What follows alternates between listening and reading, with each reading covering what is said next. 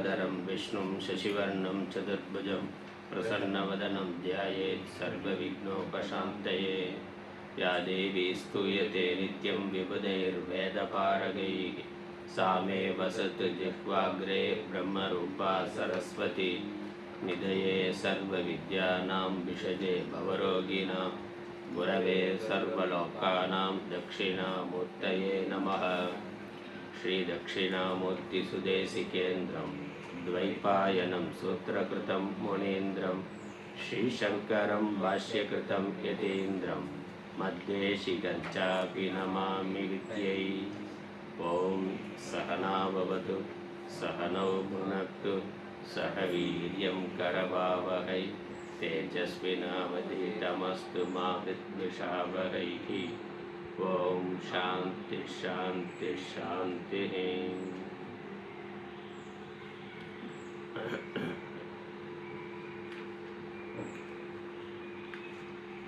ईशावास्योपनिषद शांति। ओम पूर्णमदः पूर्णमिदं पूर्णात् पूर्णमुदच्यते पूर्णस्य पूर्णमादाय पूर्णमेवावशिष्यते। 8 மந்திரங்கள் பார்த்திருக்கிறோம். 8 மந்திரமும் படிக்கலாம். நம்ம தனியாக சாண்டிங் பண்ணுறது இல்லை, அப்படியே படித்து பழகிக்கலாம். ஓம் ஈஷாவாஸ்யமிதம் சர்வம் यत्किंच जगद्यां जगत् तेन त्यक्तेन भुञ्जीताः मा घृतः कस्यचिद्धनं कुर्वन्नेवेह कर्माणि जिजीविषेच्छदगुं समाः एवं त्वयि नान्यथेतोऽस्ति न कर्म लिप्यते नरे असुर्या नामते लोकाः अन्धेन तमसावृताः तागुंस्ते प्रेत्याभिगच्छन्ति ये केचात्महनो जनाः अनेजदेकं मनसो जवीयः नैनद्देवा आप्नुवन् पूर्वमर्षत् तद्धावतोऽन्जानत्येति तिष्ठत्तस्मिन्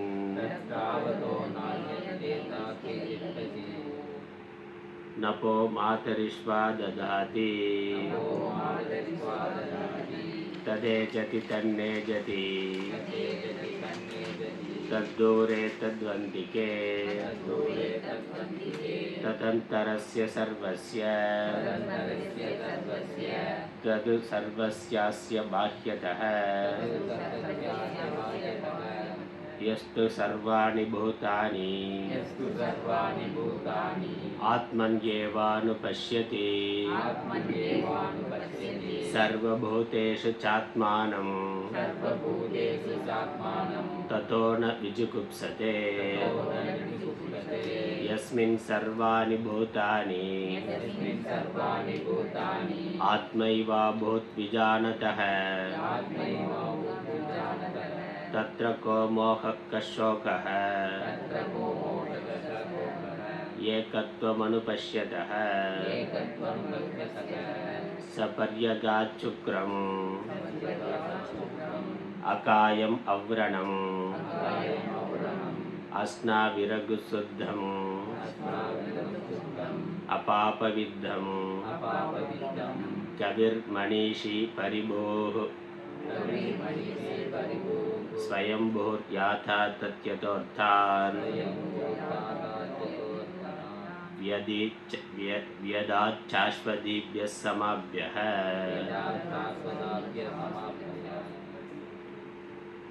8 மந்திரங்கள் பார்த்திருக்கிறோம். 9வது மந்திரத்துக்கான ஆதி சங்கராச்சாரியருடைய முகவுரையை பார்த்து கொண்டிருக்கிறோம். 9வது மந்திரமும் படிச்சிடலாம், பிறகு முகவுரைக்கான அர்த்தம் பார்க்கலாம். அந்தந்தமः பிரவிசந்தி ये विद्यामुपासते ततो भूयैव ते तमः यव विद्यायागुं रथाः अन्तन्तमः प्रविशन्ति ये विद्यामुपासते ततो भूयैव ते तमः यव विद्यायां रताः यव विद्यायागुं विद्यायां रताः.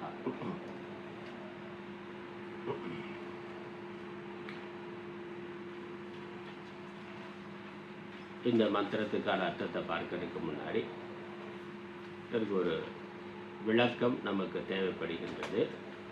அதுதான் ஆச்சாரியர் கொடுத்திருக்கிறார். அதாவது பிரகரண விபாகம்னு பேர்.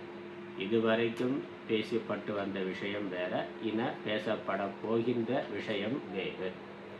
அதனால் 2 சாப்டர்.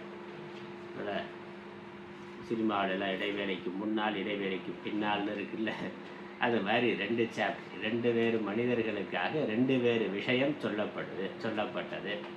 முதல் மந்திரத்தில் ஒரு கருத்து, 2வது மந்திரத்தில் இன்னொரு கருத்து. ரெண்டும் ஒன்றுக்கு ஒன்று நேர் மாறானது. இருவேறு தகுதியுடையவர்களுக்கான இருவேறு விஷயங்கள். அதுக்கப்புறம் 3வது மந்திரத்திலிருந்து 8வது மந்திரம் வரைக்கும் 1வது மந்திரத்தில் சொல்லப்பட்டதோட விளக்கமாக இருந்தது. 9வது மந்திரத்திலிருந்து இந்த உபனிஷத் முடிவு வரைக்கும் 18வது மந்திரம் வரைக்கும் அந்த 2வது மந்திரத்தில் சொல்லப்பட்டதனுடைய விளக்கமாக இருக்கின்றது. அதனால் இது ரெண்டுமே முற்றிலும் வேறான பகுதிகள். அதனால் இதுக்கு பிரகரண விபாகம் என்று வெவ்வேறு மனிதர்களுக்கான 2 வெவ்வேறு விஷயங்கள் பேசப்படுகின்றன.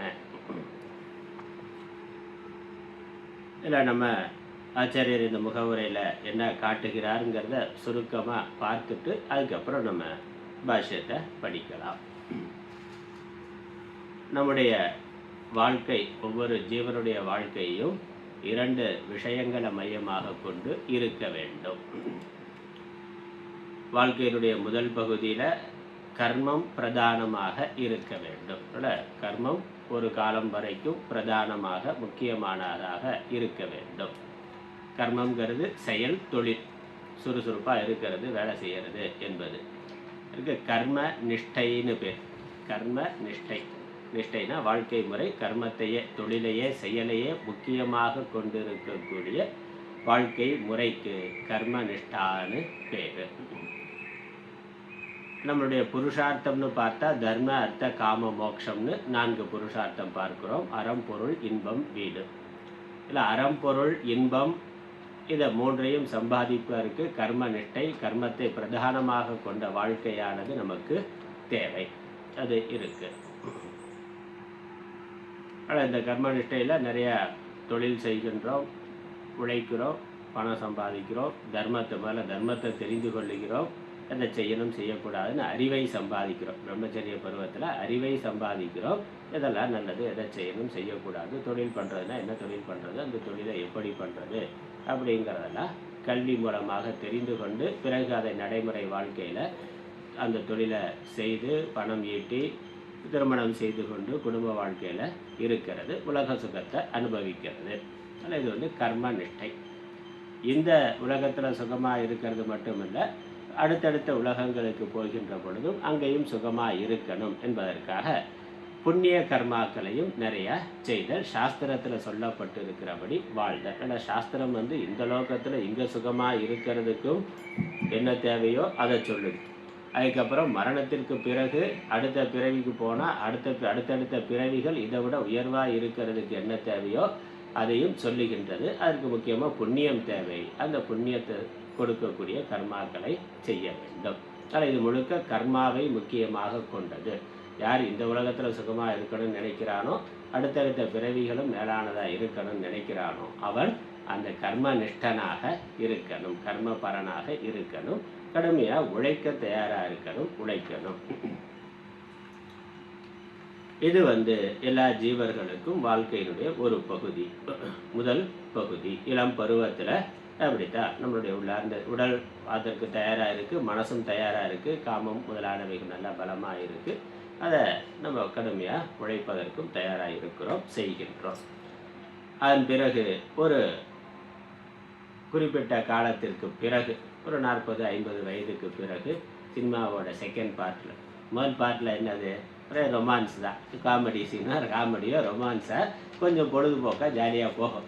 இடைவேளைக்கு அப்புறம் என்னது, அப்போ தான் கதையை ஆரம்பிப்பான். அதுக்கப்புறம் தான் சீரியஸாக கதை கிளைமாக்ஸ் வரைக்கும் சீரியஸாக போகும்னா, அதே மாதிரி வாழ்க்கையோட 2வது பகுதியில் 40 வயசுக்கு மேலே இதெல்லாம் இது வரைக்கும் எதெல்லாம் நம்ம சுகத்தை தரும்னு நம்ம சேர்த்திருந்தோமோ அது நமக்கு சுகத்தை மட்டுமல்ல துக்கத்தையும் சேர்த்து தருகிறதுன்னு அனுபவத்தில் புரிந்து கொள்ளுகிறோம். இது இருந்தால் போதும் சுகம் அப்படின்னு இளம் பருவத்தில் நம்ம நினைக்கிறோம். அதை கஷ்டப்பட்டு சம்பாதித்த பிறகு அங்கே அது சம்பாதிக்கிறதுக்கே நிறைய கஷ்டப்பட வேண்டியிருக்கு. இதுக்கு அவ்வளவு கஷ்டப்பட்டோம் அப்படின்னு யோசிக்கிற அளவுக்கு இருக்கின்றது. அதனால் சுகம் மட்டும் இல்லை, துக்கமும் வருகின்றது. வாழ்க்கையில் இதெல்லாம் நமக்கு சுகத்தை தரும்னு, அது பணமாக இருக்கலாம், உறவாக இருக்கலாம், இல்லை வேறு எதுவாக இருந்தாலும், பதவியாக இருக்கலாம், எதை நம்ம சேர்த்தாலும் அதோட சுகம் மட்டும் வரலை, துக்கமும் சேர்ந்து தான் வருகின்றது. அதனால் துக்க கலப்பில்லாத சுகம்ங்கிறது உலகத்தில் இல்லை. சொல்லப்போனால் ஆராய்ந்து பார்த்தா நம்ம வாழ்க்கையில் அனுபவித்த சுகத்தை விட துக்கம் தான் மிகுதியாக இருக்குது. துக்கம் தான் மிகுதியாக இருக்குது. ஒரு நாளைக்கு 8 மணி நேரம் 10 மணி நேரம் வேலை பார்க்குறான். அப்போ அதனால் வரக்கூடிய சம்பளத்தை அனுபவிக்கிறதுக்கு எவ்வளவு, 2 மணி நேரம் 3 மணி நேரம் தான் இருக்குது. மிச்சம் 8 மணி நேரம் தூங்கிடுறோம். 8 மணி நேரம் தூங்கிடுறோம், போக்குவரத்தில் 2 மணி நேரம் போயிடுது. அப்போ அந்த பணத்தை வச்சு நம்ம சுகத்தை அனுபவிக்கிறதுன்னு பார்த்தாக்க 2-3 மணி நேரம் தான் இருக்கின்றது. வாழ்க்கையில் 7 நாளில் 5 நாள் உழைக்கிறோம், 5 நாளோ 6 நாளோ உழைக்கிறோம். ஓய்வாக இருக்கிறது ஒரு நாள் தானே. அந்த மாதிரி சுகம் துக்கம்னு ஒப்பிட்டு பார்த்தா சுகத்தை விட துக்கம் தான் அதிகமாக இருக்குது. இது ஒரு பருவத்தில் நமக்கு புரிகின்றது. அதுக்கப்புறம் இன்னொரு விதம், நம்ம எதெல்லாம் நமக்கு நிறைவை தரும், நமக்கு நிம்மதியை தரும், ஒரு சுகம் ஒன்று, சுகத்தை தேடுகிறோம், அது மட்டும் இல்லை நமக்கு நிறைவு நிம்மதி அப்படிங்கிறதையும் தேடுகிறோம். எதெல்லாம் நிறைவை தரும்னு நம்ம வாழ்க்கையில் தேடி இருக்கிறோமோ அவைகள் நமக்கு முழுமையான நிறைவை தருவதில்லைங்கிறதையும் புரிந்து கொள்கிறோம். அதில் ஓரளவுக்கு ஒரு திருப்தி வருது, ஆனால் அந்த திருப்தியானது தற்காலிகமானதாக இருக்கின்றது, சார்புடையதாக இருக்கின்றது. முழுமையான திருப்தியை, நிறைவை அது தருவது இல்லை. எந்த உலக பொருளும் தருவது இல்லை, தராதுங்கிறத புரிந்து கொள்ளுகின்றோம். அதுக்கப்புறம் இன்னொன்று முக்கியமானது, இதெல்லாம் நம்ம கஷ்டப்பட்டு வாழ்நாள் முழுக்க உழைத்து சேர்த்து வச்சுருந்தோமோ அதெல்லாம் விட்டுட்டு தான் போகணும்னா, ஒரு நாள் அதெல்லாம் இங்கேயே விட்டுட்டு தான் போக முடியுங்கிறது புரிகின்றது.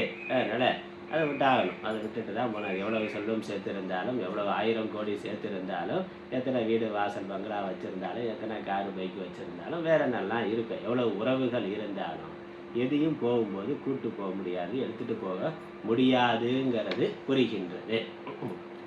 அதனால் ஒன்று, இந்த உலக சுகம் நமக்கு சுகமாக மட்டும் இல்லை, துக்க கலப்புடையதாக தான் இருக்குது. சுகத்தோட துக்கமும் சேர்ந்து தான் இருக்கின்றது. அப்புறம் எந்த உலக பொருள்களோ உறவோ நமக்கு முழுமையான நிறைவை நிம்மதியை தருவது இல்லை, தற்காலிகமாக தான் இருக்குது, சார்புடையதாக இருக்குது, மாறுபடக்கூடியதாக இருக்கின்றது. அப்புறம் என்னெல்லாம் நம்ம சேர்த்துருக்கிறோமோ அதையெல்லாம் விட்டுட்டு தான் போகணுங்கிற அந்த நிலையாமை, அனித்தியத்தன்மைங்கிறது தெரிகின்றது. இந்த ஒரு நாள் நம்ம இந்த உலகத்தை விட்டு போயிட்டா, நமக்கு விருப்பம் இல்லைனாலும் மற்றவர்களுக்கு விருப்பம் இருக்குது, அதனால் நம்ம போய்த்தான் ஆகணும். அப்படி போகிற பொழுது எதையும் எடுத்துகிட்டு போக முடியாதுங்கிறது தெரிகின்றது. அதனால் இந்த விவேகம் அதனால் இந்த உலக வாழ்க்கை அதில் ஒரு வைராக்கியம்னா இது வரைக்கும் இருந்த அந்த தீவிரமான பற்று, இளமை வேகத்தில் இருந்த அபிமானம், அந்த பற்றானது ஒரு குறிப்பிட்ட காலத்தில் நம்ம மனசை விட்டு போகின்றது. அப்போ அந்த வாழ்க்கையில் உலகத்தில் ஒட்டியும் ஒட்டாமலும் போதுங்கிறதோட என்ன இருக்கோ அது போதுங்கிறதோட நம்ம வாழ தயாராகி மனோ ரீதியாக தயாரானால் அது ஒரு பக்குவம், அது ஒரு மெச்சூரிட்டி. 40 வயசில் 50 வயசில் வர வேண்டிய ஒன்று, அது வரணும். அப்புறம் அது வந்ததுக்கப்புறம் என்ன, அதுக்கப்புறம் என்னங்கிற பொழுது ஞானத்தை, அறிவை பிரதானமாக முக்கியமாக கொண்டதாக அதன் பிறகு வாழ்க்கையானது இருக்க வேண்டும். ஞானத்தை முக்கியமாக கொண்ட, அதனால் இதுவரைக்கும் கர்மத்தை முக்கியமாக கொண்ட வாழ்க்கைக்கு தேவையான உறவுகளை, பணத்தை சம்பாதிக்கணும்னு ஓரளவுக்கு சம்பாதிச்சாச்சு. பணம் இல்லாத பொழுது எல்லா பணமும் வந்துட்டாக்க, தேவையான அளவு பணம் வந்துட்டா நிம்மதியாக இருக்கும்னு நினச்சோம். பணம் வந்துருச்சு, ஆனால் முழுமையான நிம்மதி அதிலிருந்து வராதுங்கிறது நமக்கு புரிஞ்சிருக்கு. அதே மாதிரி இந்த உறவுகள்லாம் இருந்தால், எல்லா உறவும் இருந்தால் நிம்மதியாக இருக்கலாம்.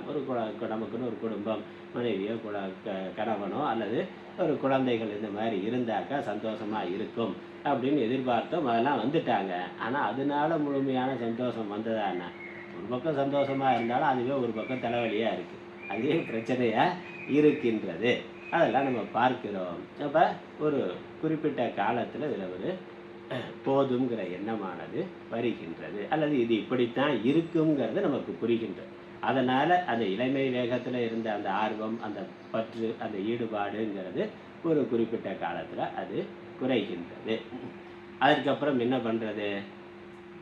அமைதியாக நிம்மதியாக இருக்கிறதுக்கு என்ன பண்ணுறதுங்கிற கேள்வியானது வருகின்றது. வாழ்க்கை பிரச்சனைகளால் இந்த பிரச்சனையெல்லாம் இல்லாமல் நிம்மதியாக இருக்கிறதுக்கு என்ன பண்ணுறதுன்னா, ஏதாவது கோயில் குளமாக போகலாம். அப்போ தான் தீர்த்த யாத்திரை போகிறது, கோயிலுக்கு போகிறது, ஆன்மீகம்ங்கிறது அப்போ தானே வருது.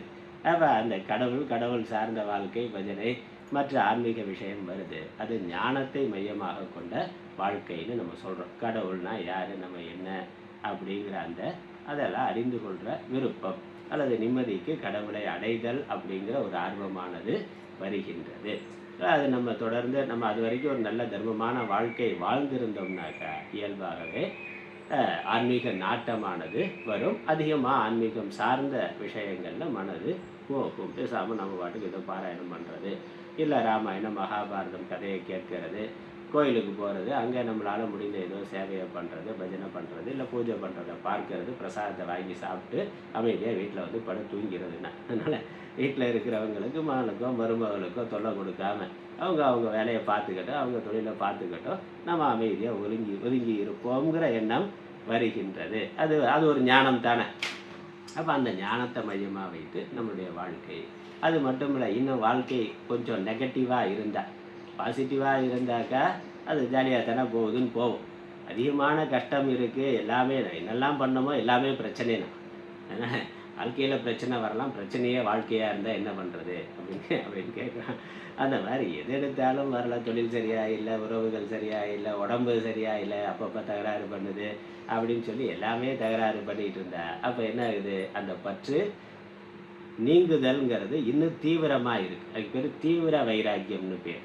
அதனால் வேணாம்டா, போதும்டா சாமி, இப்போ மட்டும் இல்லை, இன்னும் அடுத்த பிறவியே வேண்டாம்னா, அடுத்த பிறவி வேற எங்கேயாவது போய் சுகமாக இருக்கிறதுனா வேண்டவே வேணாம், எனக்கு பிறவியே வேண்டாம்னா அப்படிங்கிற எண்ணம் வருகின்றது. அப்போ அந்த பிறவி வேண்டாம்னா அதுக்கு நான் என்ன பண்ணுறதுங்கிற கேள்வியானது வருகின்றது. அங்கே தான் வீடு பேரு மோட்சங்கிறது நமக்கு லட்சியமாக ஆகின்றது. தர்மார்த்த காம மோட்சத்தில் கர்மனிஷ்டனாக இருக்கிற பொழுது தர்ம அர்த்த காமம், அப்புறம் அது போதும், அதில் நமக்கு அனுபவம் வந்த பிறகு மோட்சம், வீடு பேரு, அதுதான் நம்மளுடைய லட்சியமாக ஆகின்றது. அங்கே ஞானம் வாழ்க்கைக்கு பிரதானமாக ஆகின்றது. அப்போ ஞானத்தை மையமாக கொண்ட வாழ்க்கை, அதான் ஞான நிஷ்டைன்னு சொல்கிறோம். ஞானத்தை பிரதானமாக கொண்ட வாழ்க்கை முறை, உலகத்திலிருந்து விலகுதல், இறைவனை நெருங்குதல் என்பது.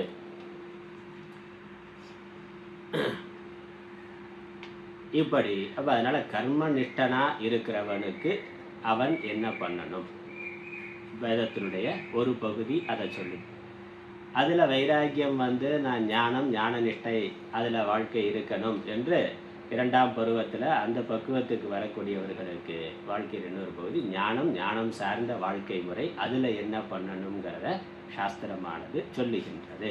அதனால் மனிதனுடைய பக்குவத்தினுடைய அடிப்படையில் முதல் நிலை, இரண்டாம் நிலை, இடைவேளைக்கு முன்னாடி ஒன்று, இடைவேளைக்கு பின்னாடி ஒன்று, பின்னால் ஒன்று. இதில் நம்ம இன்னும் கொஞ்சம் கூர்மையாக கவனிக்க வேண்டிய விஷயம், ரொம்ப முக்கியமான ஒரு விஷயம். இது இந்த அனுபவம், இந்த விவேக வைராக்கியம் எல்லோருக்கும் இந்த ஒரே மனித பிறவியில் வந்து விடுதல் என்பது இல்லை. அதனால் 100 வயசு வாழ்கிறோம்னா 50 வயசு வரைக்கும், அப்படியே 50 வயசுக்கு அப்புறம் கரெக்டாக 59வது 51வது வயசு பிறந்த உடனே அந்த பக்கம் ஞான நிஷ்டைக்கு போயிடுவோம்னு இல்லை. 100 வயசே அது கேரண்டி இல்லை. 100ங்கிறது 60 இருக்கலாம், 20 ஆவரேஜ் 65 தான் சொல்கிறான் இந்தியாவில். 60 தான் என்ன, 30 வயசுக்கு மேலே வைராக்கி வந்துடுதா என்ன? அப்படி வர்றது இல்லை. 80 90 வயசே இருந்தாலும் 80 90 வயசில் இந்த விவேகத்தோடு இருக்கிற ஆள் இருக்கிறானா இல்லை. அப்பையும் எல்லா ஆசா பாசங்களோடு இருக்கிற ஆட்கள் இருக்கிறார்கள், பார்க்கிறோம். அப்போ 20 வயசுலேயே நல்ல வைராக்கியம் வந்து போகிற ஆள் இருக்கிறதையும் பார்க்கிறோம். 14 வயசில் ரமணர் வந்து வீட்டை விட்டு இறைவனை தேடி போனார்னா, நான் சிவனை தேடி போகிறேன், அருணாச்சலத்தை தேடி போகிறேன்னு போயிடுறேன், நான் என்னை தேடி போகிறேன்னு போயிடுறேன். சங்கராச்சாரியர் பார்த்தா 8 வயசுலேயே சன்னியாசம் வாங்கி கொண்டு அவர் கிளம்பி போயிடுறார். அதனால் இதில் வந்து ஒரு இத்தனை வயசுக்கு பிறகு அப்படின்னு சரியாக வாழ்க்கையை பகுதியாக பிரிக்க முடியாது. அப்படி எல்லோருக்கும் இருப்பது இல்லை. 80 வயசு வந்தாலும் வைராக்கியம் வரணுங்கிறது இல்லை. அப்போ என்ன பையன் இல்லைனாலும் பேரன் பேத்தின்னு ஏதோ ஒரு விதத்தில் பற்றானது உலகத்திலேயே இருக்கிறோம். இல்லை ரொம்ப சின்ன வயசுலேயே வைராக்கியம் வந்து திருமணம் வந்த உடனே வைராக்கியம் வரலாம், இல்லை திருமணத்துக்கு முன்னாடியே கூட மற்றவர்களுடைய வாழ்க்கையை பார்த்து வைராக்கியம் வந்து போகிறது இருக்கலாம். அப்போ இது வந்து எப்படியா இருந்தாலும் ஒரு குறிப்பிட்ட வயசு வரைக்கும், ஒரு குறிப்பிட்ட காலம் வரைக்கும் கர்மத்தில் இருக்கிறோம். அதன் பிறகு ஞானத்திற்கு வர்றோம். அதனால் இது ஒரு பிறவிக்குள்ளே இருக்கிறது இல்லை. இது வந்து ஒட்டுமொத்த ஒரு ஜீவனுடைய யாத்திரையினுடைய 2 பகுதி. அனாதி காலமாக எப்போ தோன்றணும் எப்போ பிறந்தோம்னு தெரியாது. அப்படி பிறந்ததுக்கு அப்புறம் பல உடல்களை எடுத்திருக்கிறோம், பலவிதமான வாழ்க்கையை வாழ்ந்திருக்கிறோம். ஒரு நீண்ட தொடர்ச்சியாக டிவி சீரியல் மாதிரி. அது டிவி சீரியல் மாதிரி தொடர்ச்சியாக வந்து 500வது எபிசோடு 600வது எபிசோடுனா அதே மாதிரி 500 பிறவி 600 பிறவின்னு எப்போ பிறந்தோம்னு தெரியாது, போய்கொண்டே இருக்கின்றது. கடைசியில் ஒரு நாள் எப்போ நம்ம முக்தி அடைகிறோமோ அப்போ அது முடியும். அது தொடக்கம் இருக்குது, எப்போ தொடங்குனதுன்னு தெரியாது. அதனால் அனாதின்னு சொல்லிடும். அது எப்போ தொடங்குனதுங்கிறது நம்மளுடைய வாழ்க்கை பயணம் எப்போ தொடங்குனதுன்னு தெரியாது. ஆனால் ஒரு நாள் அது முடிவு பெறும். எப்போ நம்ம ஞானத்தை பெறுகிறோமோ அல்லது ஜீவன் முக்தியை பெறுகிறோமோ அப்போ அந்த ஜீவனுடைய பயணமானது நிறைவு பெறுகின்றது. அதனால் அது பல பிறவிகளுக்குள்ளே தொடர்ந்து போகுது. இந்த தொடக்கத்தில் இருந்து ஜீவன் முக்திங்கிற இறுதி நிலைக்குள்ள அந்த ஒட்டுமொத்த பயணத்தையும் 2ஆக பிரித்தா முதல் நிலை 2ஆம் நிலை அப்படி மொத்தமாக பிரிச்சுக்கணும். இங்கேருந்து ரிஷிகேஷ் போகணும், இல்லை பத்ரிநாத் கேதார்நாத் போகிறோம் அப்படின்னு ஒரு முடிவு பண்ணுறோம். நம்ம ஊர்லேருந்து மதுரையிலேருந்து போகிறது அப்படின்னு சொல்லி நம்ம லட்சியம் அதான். இங்கே இருக்கிறோம், நம்ம ஊர்லேருந்து மதுரையிலேருந்து பத்ரிநாத் போகணும் அப்படிங்கிறது லட்சியமாக இருக்குது. அப்போ அது போகின்ற பொழுது நம்மளுடைய பயணம் எப்படி இருக்குது? ஒரு பொழுது இங்கேருந்து வீட்டில் இருந்து முதல்ல நடந்து போகணும்னா பஸ் ஸ்டாப் வரைக்கும், இல்லை ரயில்வே ஸ்டேஷன் வரைக்கும் நடந்து போகிறோம், இல்லை சைக்கிளில் போகிறோம், பஸ்ஸில் போகிறோம், காரில் போகிறோம். அப்புறம் அங்கேருந்து ட்ரெயின்லேயோ ஃப்ளைட்லேயோ போகிறோம், டெல்லி போகிறோம். அதுக்கு மேலே அங்கேருந்து இன்னொரு கார் பிடிச்சோ அல்லது வேறு எப்படியோ அதுக்கு மேலே போகிறோம். அதற்கு மேலே போகிறதுக்கு அங்கே ஜீப்போ இல்லை ஒட்டகமோ இல்லை ஏதோ ஒன்று வேறு போகலாம். அப்போ நம்ம தொடங்கின இடத்துல இருந்து லட்சியத்தை அடைகிற வரைக்கும் ஒரு முழு பயணம். லட்சியத்தை அடைகிற பொழுது தான் அது முடிவு பெறுகின்றது. ஆனால் அதற்கு நடுவில் நம்ம பல வாகனங்களில் ஏறி இறங்குகிறோம். நம்ம வசதிக்கு தகுந்த மாதிரி பல நடந்தே போகிறோம், சைக்கிளில் போகிறோம், பைக்கில் போகிறோம், காரில் போகிறோம், ஃப்ளைட்டில் போகிறோம், இல்லை ட்ரெயினில் போகிறோம், அதுக்கு மேலே குதிரையில் கூட போகலாம். எப்படியோ பல வாகனங்களில் ஏறி இறங்கி கடைசியாக அங்கே போய் சேரும். அதே மாதிரி நம்மளுடைய ஜீவ யாத்திரை தொடங்கினதுலேருந்து இறுதி லட்சியம் ஜீவன் முக்தி அப்படிங்கிறதுக்குள்ள நம்ம பல வாகனங்கிறது பல சரீரம், உடல் தான். பல உடலில் அதே மாதிரி இப்படி வண்டியில் ஏறி இறங்குற மாதிரி இந்த உடம்புல ஜீவன் ஏறி இருக்கிறான், இறங்கலாம். அது ஒரு எறும்பு உடம்பாக இருக்கலாம், யானை உடம்பாக இருக்கலாம், இல்லை தேவ சரீரமாக இருக்கலாம், மனித சரீரமாக இருக்கலாம். ஒவ்வொரு உடம்பும் ஒரு வாகனம் மாதிரி தான். இந்த ஜீவனுடைய பயணத்தில் தொடங்கின காலத்திலிருந்து இறுதி லட்சியமான முக்தியை அடைகிற வரைக்கும் அது ஒரு நீண்ட யாத்திரையில் நடுவில் பலவிதமான வாகனங்கள். அதில் இப்போ மனித சரீரத்தில் போயிட்டு இருக்கிறோம். போன சரீரம் போன வாகனம் என்னவா இருந்ததுன்னு தெரியாது, அடுத்து என்னவா இருக்குங்கிறது தெரியாது. இதற்குள்ள நம்ம மாறி போய்கொண்டே இருக்கின்றோம். அப்படி ஒரு நீண்ட பயணம். அதனால் நான் என்ன சொல்ல வரேன்னா, நம்ம வாழ்க்கை அதில் 2 பகுதினா, இந்த ஒரு மனித பிறவியில் 100 வருஷம் வாழ்கிறோம், இல்லை 60 வருஷம் வாழ்கிறோம், அதில் ஒரு 30 வயசு வரைக்கும் இப்படி, இல்லை 50 வயசு வரைக்கும் இப்படி, அதுக்கப்புறம் அப்படிங்கிறது இல்லை.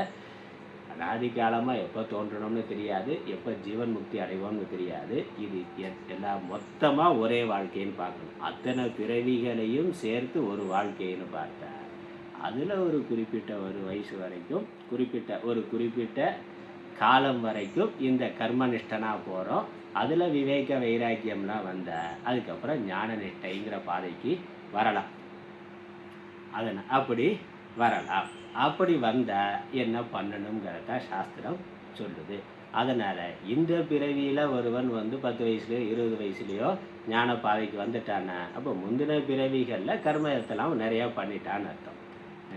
அவர் முந்தின பிறவிகளில் நிறையா எல்லாத்தையும் பார்த்து போதும்னு இதுக்கு முன்னாடி எத்தனையோ அம்மா அப்பா, எத்தனையோ கணவன் மனைவி, எத்தனையோ திருமணம் பண்ணியிருக்கலாம், நமக்குன்னு எத்தனையோ குழந்தைகள் வந்திருக்கலாம், எத்தனையோ மாமன் மாமினா எல்லாம் எத்தனையோ பேர் பார்த்தாச்சு. அவ்வளோதான். எத்தனையோ சரீரத்தில் இருந்து எவ்வளவோ உறவுகளை பார்த்தாச்சு, எவ்வளவோ சாப்பிட்டாச்சு, எல்லாத்தையும் அனுபவிச்சாச்சு. அப்போ ஒரு மனித பிறவிக்கு வர்ற பொழுது அது மனித பிறவியாக தான் இருக்கணும்னு இல்லை. கஜேந்திர மோட்சம்லாம் பார்க்குறோம். யானையில் இருந்து அங்கே ஆதி மூலமேன்னு கூப்பிட்டா மோட்சம் கொடுத்தாருன்னு அது புராணம் படிக்கிறோம்ல, கதை படிக்கிறோம்ல. அப்போ அந்த ஜீவன் அந்த யானை சரீரத்தில் இருக்கிற பொழுது அதில் அவருக்கு வைராக்கியம் அதோட முடியுது. கர்மகாண்டம் முடிஞ்சு ஞானத்துக்கு வந்துட்டாருன்னா அதனால் அந்த ஜீவனுடைய பக்குவம் எப்போ அது மாறுகின்றது, எப்போ அந்த விவேகம் வைராக்கியம் வருதோ அப்போ அது மாறிடும். அது 10 வயசில் இருக்கலாம், 20 வயசில் இருக்கலாம், 50 வயசில் இருக்கலாம், 80 90 வயசில் இருக்கலாம். இல்லை இந்த பிறவியில் இல்லைன்னா அடுத்த பிறவியில் அது வரலாம். அவ்வளோதான். இந்த பிறவிலையும் ஆசிரமத்து பக்கமே வராத ஆள் இருக்காங்களோ, கோயில் பக்கமே போகாத ஆள் இருக்கா. 90 100 வயசு வாழ்ந்தாலும் நான் ஆன்மீகத்து பக்கம் வரமாட்டேன், கடைசி வரைக்கும் திராவிடனாகவே இருந்துருவேன்னா அப்படி எப்படியோ ஏதோ ஒரு பேரில் எப்படியோ இருந்துட்டு போயிடுறான்னா. அப்போ இந்த பிறவியில் இல்லை, அடுத்தடுத்து வேறு ஏதோ பிறவியில் வருவான். அதனால் அவன் இன்னும் கர்ம மார்க்கத்தில் போய்கொண்டே இருக்கிறான். அவனுக்கு உலக வாழ்க்கையில் இன்னும் வைராக்கியம் வரலை. எந்த பிறவியில் வைராக்கியம் வருதோ அப்போ அதை நிறுத்திட்டு ஞான மார்க்கத்திற்கு, ஞானத்திற்கு, ஆன்மீகத்திற்கு வந்து விடுவான். அதுதான். அதனால் அவன் எப்போ வந்தாலும் உபனிஷத் வேதம் என்ன சொல்லுது, எப்பொழுதும் தயாராக இருக்குது. ஆனால் எந்த ஜீவன் உலகத்தில் கோடிக்கணக்கான ஜீவன்கள் இருக்குது. அப்போ ஒரே காலத்தில் சம காலத்தில் 100 கோடி பேர் இருக்கிறோம்னா அதில் சிலர் கர்மனிஷ்டர்களாக இருக்கிறார்கள், சிலர் ஞான நிஷ்டர்களாக இருக்கிறார்கள். இப்போ கர்மனிஷ்டனாக இருக்கிறவனுக்கு என்ன தேவை அதை சொல்லணும், ஞான நிஷ்டனாக இருக்கிறவனுக்கு என்ன தேவை அதை சொல்லணும். அதனால திருக்குறளில் இல்லறவியல் துறவரவியல் அது எல்லா காலத்துலேயும் எந்த காலத்தில் இருந்தாலும் துறவுக்கு ஒருவன் தயாராக இருந்தால் துறவு தர்மம் என்னன்னு சொல்லணும். இல்லை இல்லறத்தில் அவனுக்கு ஈடுபாடு இருந்தால் இல்லற தர்மம் என்னன்னு சொல்லணும். இந்த உபனிஷத்தும் அப்படித்தான் இருக்குது. 8 மந்திரங்கள் வரைக்கும் நம்ம ஞான நிஷ்டனுக்கான மார்க்கம், ஆத்மா சம்பந்தமான விஷயங்கள் எல்லாம் பார்த்தோம். இந்த 9வது மந்திரத்திலிருந்து கர்மனிஷ்டனுக்கு தேவையான விஷயங்களை சொல்லுகின்றது. அதனால் அது சேஞ்ச் ஓவர் ஆகுது. கர்மத்தை பற்றி, கர்மனிஷ்டனை பற்றி சொல்லுது. அதனால் இது பிரகரண விபாகம்னு இந்த முகவரை கொடுக்குறார்.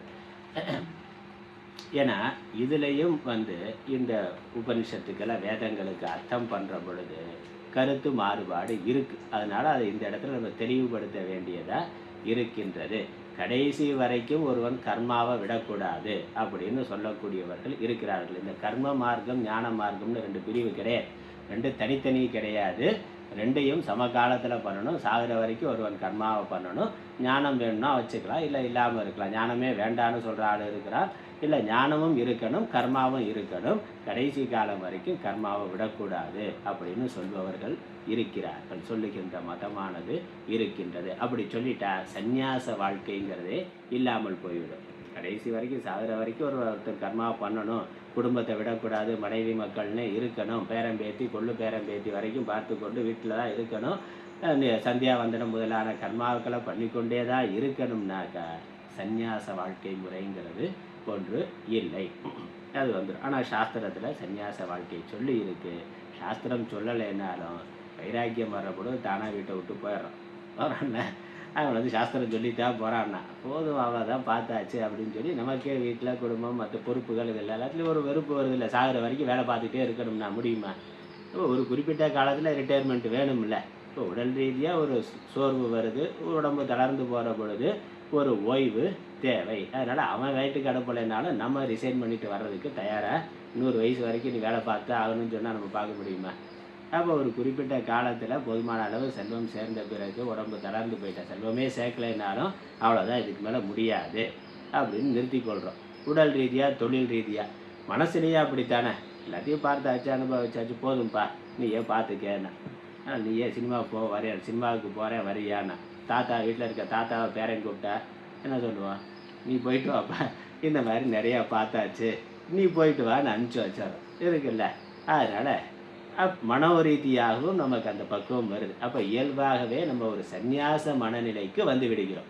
சாஸ்திரம் சந்நியாச வாழ்க்கையில் யார் சந்நியாச மனநிலைக்கு வர்றாங்களோ அவங்களுக்கு உதவியாக ஒரு சந்நியாச வாழ்க்கை முறைன்னு வச்சு இப்படி இருங்கன்னு சொல்லுது. சாஸ்திரம் சொல்லலைனாலும் நமக்கு ஒரு குறிப்பிட்ட பருவத்தில் சந்நியாச மனநிலையானது வந்து விடுகிறது, போதும் அப்படிங்கிற எண்ணம் வருகின்றது. அதனால் சந்நியாசங்கிறது தவிர்க்க முடியாத ஒன்று, தவிர்க்க முடியாத ஒன்று. சாஸ்திரம் சொல்கிறபடி முறையாக சந்நியாசத்தை எடுத்துக்கொண்டு வரலைனாலும் வீட்டிலையே சன்னியாசி மாதிரி இருக்கிறோம். அந்த பக்குவம் வந்துடுது. வந்தால் நல்லது நமக்கும் வீட்டில் இருக்கிறவங்களுக்கும். அதனால் வீட்டில் இருக்கிற மருமகன் மருமகள் வந்துட்டாக்க கடைசி வரைக்கும் சாமிச்சு சொல்லுவாங்க, ஆவியை விட்டாலும் சாவியை விடேன்னா.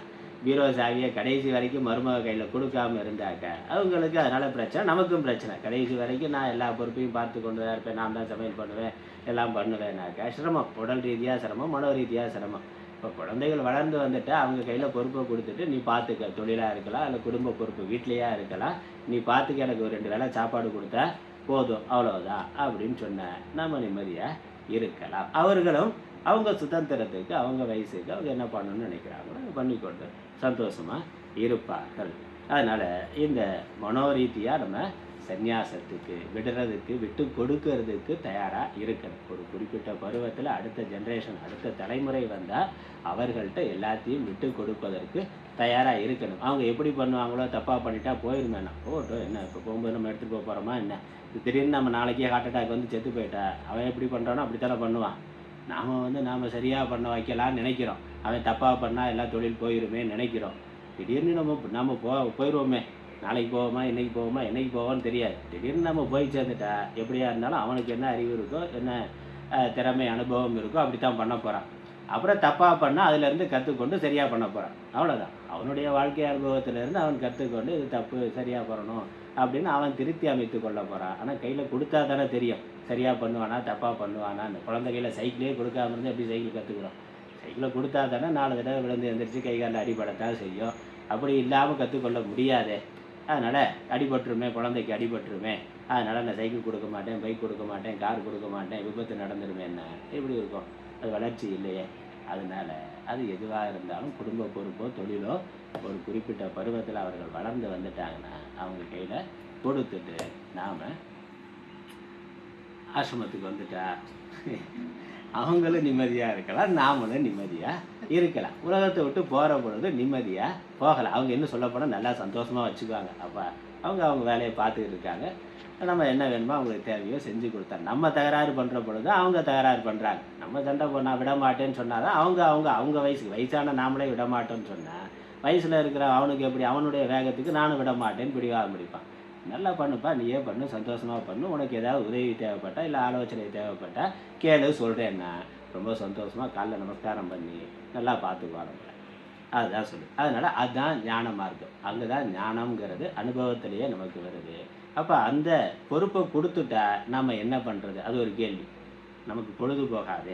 ஏன் கொடுக்க மாட்டோன்னா அது ஒரு காரணம். நம்ம பற்றுனால கொடுக்க மாட்டேங்கிறோம். கொடுத்துட்டா என்ன பண்ணுறதுங்கிற கேள்வி. நமக்கு பொழுது போகாது, வேறு என்ன பண்ணுறது, வீட்டில் போர் அடிக்குது என்ன. அதுக்கு தான் ராமாயணம், மகாபாரதம், இன்னும் நல்ல பக்குவம் இருக்க தத்துவ சாஸ்திரங்கள், உபனிஷத்து, பகவத்கீதை இதெல்லாம் படிக்கிறதுக்கு வரணும்.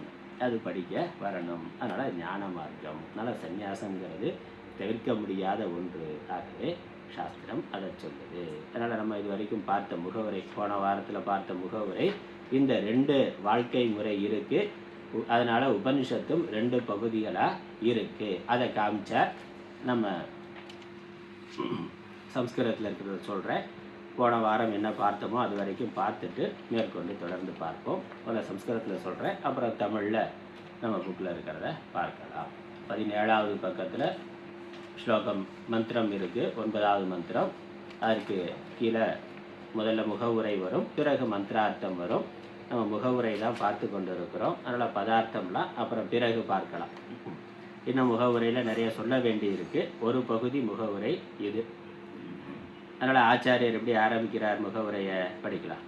அத்ர ஆத்யேன மந்திரேன சர்வ ஏஷனா பரித்யாகேன ஞான நிஷ்டா உக்தா பிரதமः வேதார்த்தः. வேதத்தினுடைய முக்கியமான தாற்பயம், ஒவ்வொரு ஜீவனும் ஒரு குறிப்பிட்ட காலத்தில் இந்த எல்லா ஆசைகளையும் விட்டு, சர்வ ஏஷனா பரித்யாகேன, தமிழ்லேயும் எல்லா ஏசனைகளும் மீண்டும் முதல் மந்திரத்தினால் எல்லா ஏஷனையின் பரித்தியாகத்தினால் ஞான நிஷ்டை கூறப்பட்டது. எங்க முதல் கூறப்பட்டது முதல் வேத அர்த்தமாம். ஏஷனான ஆசைன்னு அர்த்தம். ஆசனை எல்லா விதமான உலக ஆசைகளும் எல்லா ஆசைகளையும் பரித்தியாகம் பண்ணுறது. அதில் இருக்கக்கூடிய குறைபாடுகளை புரிந்து கொண்டு போதும் என்று நிறுத்தி கொள்ளுதல். அது குறிப்பிட்ட பருவத்தில் நமக்கு அந்த பக்குவமானது வைராக்கியமானது வர வேண்டும். விவேகத்தினால வைராக்கியம் வரணும். வர்ற பொழுது அதை விட வேண்டும். இதை விடுறது என்பது தான் நம்முடைய நிம்மதிக்கான வழி. அதனால் எல்லா ஜீவர்களும் உண்மையிலேயே நிம்மதியாக இருக்கணும்னு தான் விரும்புகிறோம். நிம்மதியாக இருக்கிறதுக்கு ஒரே வழி இந்த பற்றுக்களை ஆசைகளை விடுதல் என்பது தான். ஏன்னா ஆசை பற்றுக்கள் தான் நம்முடைய துன்பங்களுக்கெல்லாம் காரணம். அது நமக்கு எப்போ புரியுதோ அப்போ அதை விட்டு விட வேண்டும். அதனால் இதை விடுவதற்காக விட வேண்டும் என்பது தான் வேதத்தினுடைய முதல் உபதேசம். அப்போ அதை விட்டுட்டா என்ன பண்ணுறதுன்னா, உலக சுகத்தை விட்டுட்டா அது கூட இருக்காது. என்ன உலக சுகம் அல்பமான சுகம்தான். அதையும் விட்டுட்டா அந்த அல்பமான சுகம் கூட எனக்கு கிடைக்காம போயிருமே நினைப்போம். அதுதானே உலக சுகம். அது சாப்பிட்றது, டிவி பார்க்கறது, குழந்தைகள் பேரம்பேத்தியை கொஞ்சறது, குழந்தைகளோட பேசுறது, சந்தோஷமாக இருக்கிற ஒரு சுகம் தானே. அது வேடான்னு விட்டுட்டு சாமியாரை போயிட்டா என்ன பண்ண போகிறோம்? அது கேள்வி இருக்கே. இந்த துக்கம் இருக்கலாம், கஷ்டம் இருக்கலாம், வாழ்க்கையில் குடும்பத்தில் 1000 பிரச்சனைகள் இருக்கலாம். ஆனால் அதற்கு நடுவில் ஒரு சுகம் கிடைக்குது. இதெல்லாம் வேணான்னு விட்டுட்டு போயிட்டா அது கூட கிடைக்காதேன்னு. அடுத்த வேளை சாப்பாடு யார் போடுவா? ஏதோ கஞ்சியோ கூட வீட்டில் போட்டு இருக்காங்க, மருமகனோ ஏதோ திட்டிக்கிட்டே ஏதாவது போட்டுக்கிட்டு இருக்காங்க, வெளியே போனால் அது கூட கிடைக்காதே அப்படின்னு நினச்சா அங்கே சாஸ்திரம் என்ன சொல்லுது? தியாகம் பண்ணிட்டு வந்தால் பேரின்பமானது இருக்கின்றது. ஆன்மீக வாழ்க்கைக்கு வந்துட்டா பேரின்பமானது இருக்கின்றது அப்படின்னு சொல்லுது. அதனால் அந்த பேரின்பத்தை அடைய வைக்கிறது, நிம்மதியை அடையிறது என்பதுதான் நம்முடைய லட்சியம். குறைவில்லாத இன்பத்தை அடையிறது தான் நம்முடைய லட்சியம். அந்த லட்சியத்தை அடையிறது என்பது தான் பிறவியினுடைய நோக்கம். அதனால முழு வேதமும் அந்த மோட்ச மார்க்கத்தை சொல்கிறது அப்படிங்கிறத அதனுடைய முழுமையான முதல் நோக்கம். அதனால் பிரதமக வேதார்த்தகன முதல் உபதேசம், முக்கியமான உபதேசம் அதுதான். அதுக்கப்புறம் இது முதல் மந்திரத்தினால அது சொல்லப்பட்டது. ஈஷாவாசிமிதம் சர்வ மாகிருத கஸ்ய சித்தனம் என்ற முதல் மந்திரத்தினால அது காட்டப்பட்டது. அதுக்கப்புறம் 2வது மந்திரம் இது இல்லாதவர்களுக்காக, அதாவது எல்லா ஆசைகளையும் தியாகம் பண்ணவங்களுக்கு ஞான மார்க்கமானது முதல் மந்திரத்தினால் சொல்லப்பட்டது. ஆசைகளை விடாதவர்களுக்கு 2வது மந்திரத்தினால் கர்ம மார்க்கமானது சொல்லப்பட்டது. அதான் அடுத்த விஷயம் படிச்சிடும். அஜ்ஞானாம் ஜிஜீவிஷூணாம் ஞானநிஷ்டா அசம்பவே குர்வன்னேவேக கர்மாணி ஜிஜீவிஷேத்யிதி கர்மநிஷ்டா உக்தா த்விதீயः வேதார்த்தः. அதனால் ஞான நிஷ்டைக்கு முடியாதவர்களுக்கு, இந்த விவேக வைராக்கியம் வராதவர்களுக்கு அவர்கள் இல்லறத்திலிருந்து கர்மத்தை செய்யணும். அதனால் கர்மநிஷ்டா உக்தா, கர்மநிஷ்டையானது சொல்லப்பட்டிருக்கின்றது. அது வேதத்தினுடைய 2வது மைய உபதேசம். 2வது உபதேசம், முதல் உபதேசம் ஞான நிஷ்டைக்கானது, 2வது உபதேசம் கர்ம நிஷ்டைக்கானது. இது இங்கே மட்டுமல்ல, மற்ற உபனிஷத்துக்கள்லையும் இது காட்டப்பட்டு இருக்கிறது என்று பிருகதாரண்யக உபனிஷத்துல இருந்து மேற்கோள் காட்டினார். இதையும் நம்ம சென்ற வாரமே பார்த்துட்டோம். அதை படிச்சுட்டு மட்டும் அடுத்ததுக்கு போயிடுவோம். अनयोगो च निष्ठयोगो विभागः मंत्रप्रदर्शितयोः बृहदारण्यके अपि பிரதர்ஷிதः. இங்கே எப்படி முதல் மந்திரம் ரெண்டாவது மந்திரம்னு ரெண்டு வாழ்க்கை முறை காட்டப்பட்டதோ அதே மாதிரி பிருகதாரண்ய உபனிஷத்திலும் காட்டப்பட்டிருக்கின்றது. இந்த ஈஷாவாசிய உபனிஷத்தோட விரிவான விளக்கம் தான் பிராமண பாகம் தான் பிருகதாரண்யக உபனிஷத்து. இது வெறும் 18 மந்திரம்னா இதை விரிவுபடுத்தி பல நூறு மந்திரங்களாக பெரிய உபனிஷத்தாக பிருகதாரண்யக உபனிஷத் இருக்குது. அதுலேயும் இதே கருத்து ரெண்டு விபாகம் கர்மநிஷ்டை ஞான நிஷ்டைன்னு ரெண்டு சொல்லப்பட்டிருக்கு. என்ன மந்திரம்? சோ அகாமயத ஜாயா மே ஸ்யாத் இத்யாதினா அஜ்ஞஸ்ய காமினஹ கர்மாணி இதி मन एव अस्य आत्मा वाग्जाया इत्यादि वचनात् अज्ञत्वं कामित्वं च कर्मनिष्ठस्य निश्चितम् अवगम्यते. तथा च तत्फलं सप्तान्न सर्गः तेषु आत्मभावेन आत्मस्वरूप அவஸ்தானம்.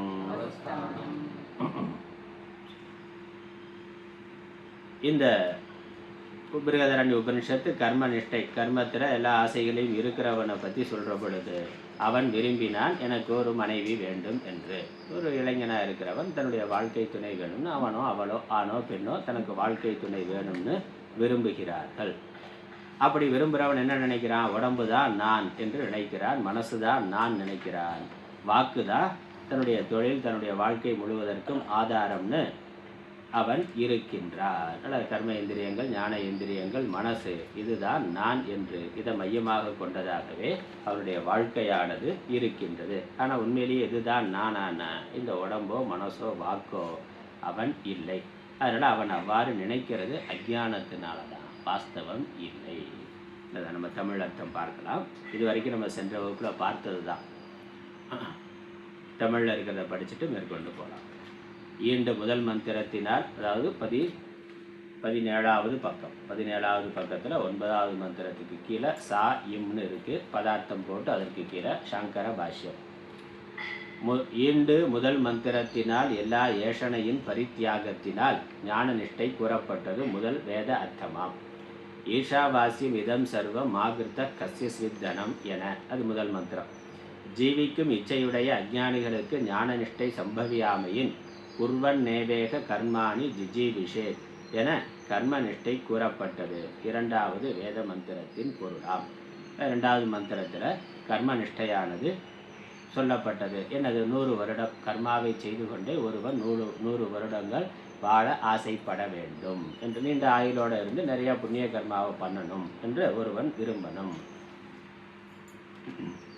இவ்விரண்டு நிஷ்டைகளின் விபாகம் மந்திரம் அறிவித்ததில் பிருகதாரண்யத்திலும் எப்படி இந்த மாதிரி 2 விதமான வாழ்க்கை முறை எங்கே சொல்லப்பட்டதோ பிருகதாரண்யத்திலும் சோ அகாமயத ஜாயா மே ஸ்யாத் என்பதாதியால் அறிவிக்கப்பட்டிருக்கின்றது. அஜ்ஞஸ்ய காமினக கர்மாணி, அஜ்ஞானியாகவும் காமம் ஆசை உடையவனாகவும் இருக்கிறவனுக்கு தான் கர்மாக்கள். ஆசை இருந்தால் தான் ஒரு செயலை செய்ய முடியும். ஆசை இல்லாமல் செய்ய முடியுமா? எந்த செயலாக இருந்தாலும் இந்த செயலை செய்பவனுக்கு அதில் ஒரு ஆசையானது இருக்க வேண்டும். பசி இருந்தால் தானே சாப்பிட முடியும். பசி இல்லைன்னாக்கா என்னதான் அமிர்தமாக இருந்தாலும் விருந்தாக இருந்தாலும் இப்போ தான் சாப்பிட்டோம்னாக்கா இப்போதைக்கு வேணாம் வேணான்னு சொல்ல மாட்டோம். இப்போ தான் இப்போ சாப்பிட்டு வந்தேன் வேணா பார்சல் கட்டி கொடுத்துரு. ஆனால் என்னது இப்போ எனக்கு நிறைவாக இருக்குது. அப்போ ஆசை பசி இருந்தால் தான் சாப்பாடுன்னு. அதே மாதிரி மனசில் காமம் இருந்தால் தான் செயல், காமம் இல்லைன்னா செயல் ஆனது இருக்காது. அதனால் ஒரு செயல் நடக்கணும்னா அதுக்கு மனதில் காமம் இருக்கும். காமம்னா ஆசைன்னு அர்த்தம். காமங்கிறது ஆசைக்கு பொது பெயர். அதனால் சரீர இச்சைங்கிறது காமங்கிறது அது ஒரு அர்த்தம்.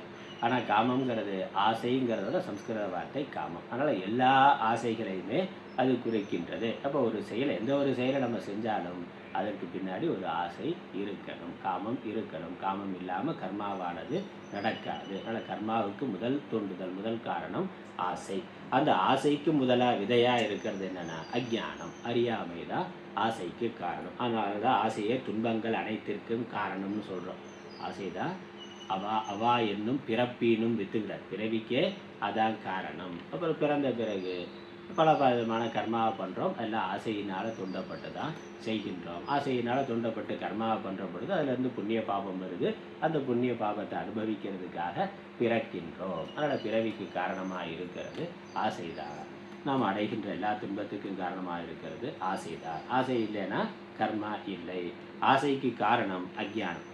அஞ்ஞானம்தான் ஆசைக்கு காரணம்னு இருக்கு. அதனால் அவருக்கு ஆசை உடையவனாக இருந்தாலே அவன் அஞ்ஞானின்னு அர்த்தம்.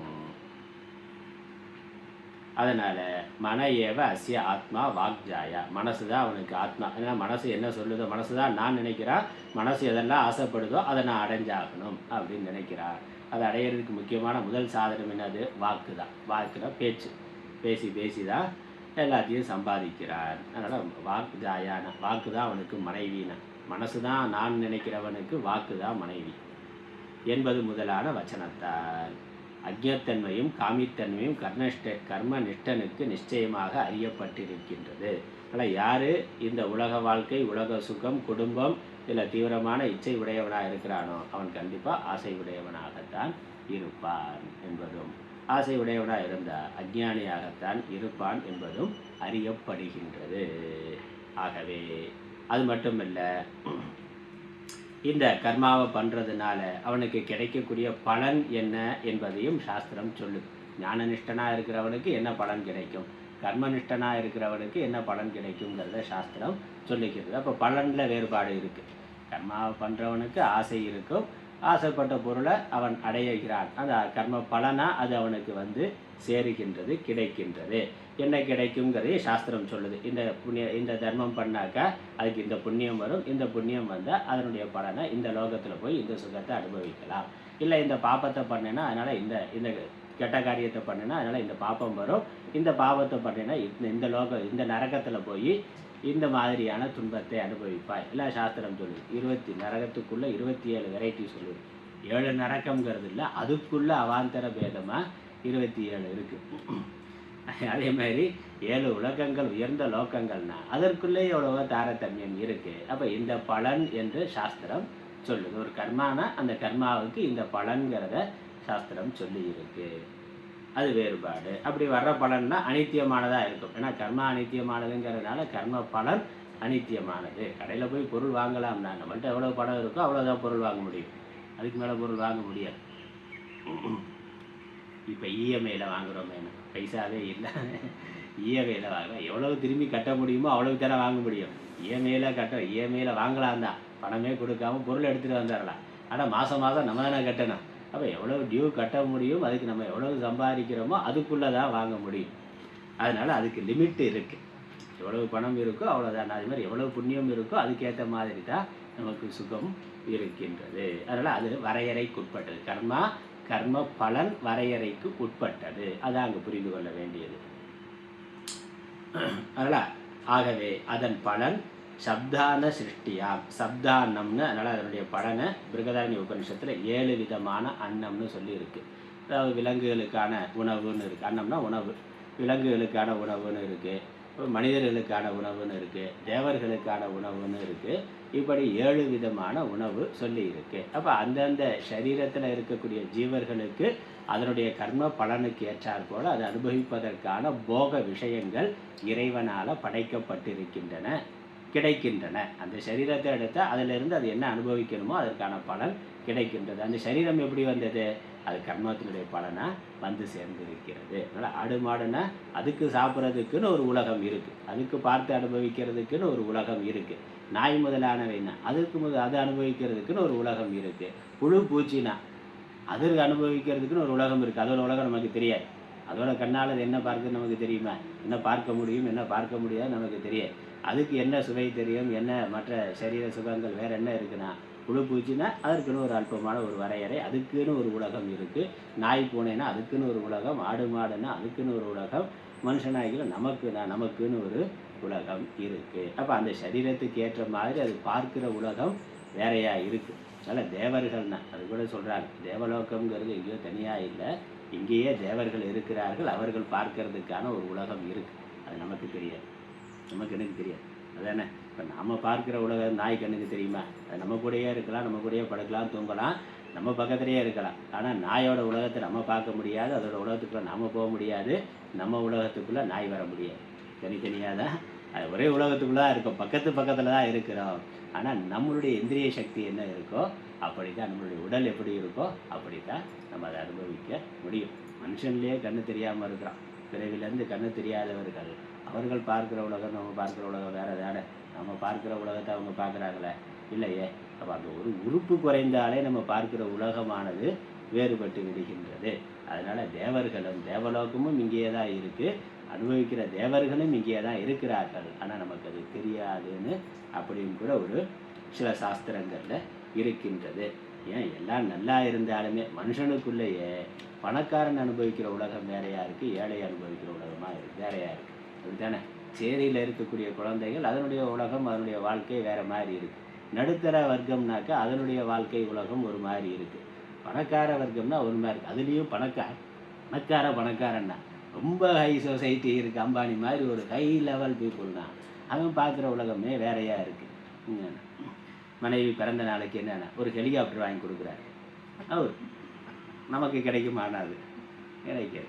பொம்மைக்கிரியாவுக்கு ஹெலிகாப்டர் வாங்கி கொடு, அதுவே கிடைக்குமான்னு தெரியல, அவர் வாங்கி கொடுக்க முடியுதுன்னா அப்போ அவங்களுடைய உலகம் வேறையாக இருக்குது. அவன் பார்க்கறது பேசுறது அனுபவிக்கிற மனுஷனுக்குள்ளேயே மனித உலகத்துக்குள்ளேயே வேறையாக இருக்குது பொருளாதாரத்தினுடைய அடிப்படையில். அப்புறம் பருவத்தினுடைய அடிப்படையில் பார்த்தா குழந்தைகள் பார்க்குற உலகம் வேறு, இளைஞர்கள் பார்க்குற உலகம் வேறு, நடுத்தர வயதில் இருக்கிறவர்கள் பார்க்குற உலகம் வேறு, வயதான பிறகு நம்ம பார்க்குற உலகமாக வேறையாக இருக்குது. நம்மளே குழந்தையாக இருக்கிற போது பார்த்த உலகத்தை இப்போ நம்மளால் திரும்ப பார்க்க முடியாது. குழந்தைய அது பார்த்து அனுபவிக்கிறது நம்மளால் பார்த்து அனுபவிக்க முடியலை.